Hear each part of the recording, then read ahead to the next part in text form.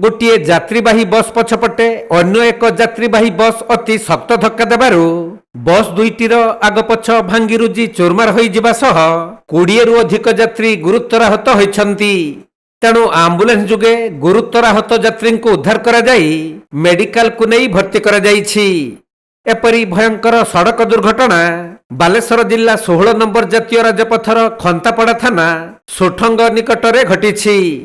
मिलिथिबा सूचना अनुसार बालेश्वर अभिमुखे जाउथबा आशीर्वाद नामक यात्रीवाही बस रास्ता कड़े छिड़ा होई यात्री मानकु लाउथिला। एही समय रे पुरीरु टाटा जाउथबा पानी कोच नामक अन्य एक यात्रीवाही बस रास्ता कड़े छिड़ा होइथिबा आशीर्वाद बस को पछपटु अति शक्त धक्का देइथिला।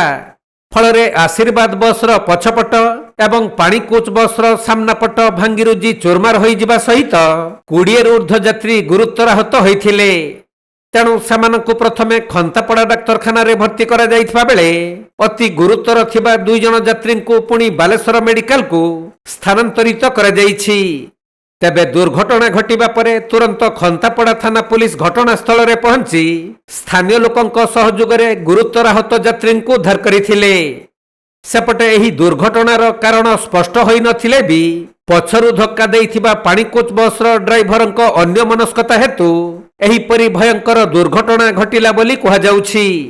तेणु अन्य यात्री मानकु सेमानक गंतव्य स्थल को पुलिस पठाइबार व्यवस्था करी दुर्घटना संपर्क रे तदंत जारी रखिछंती।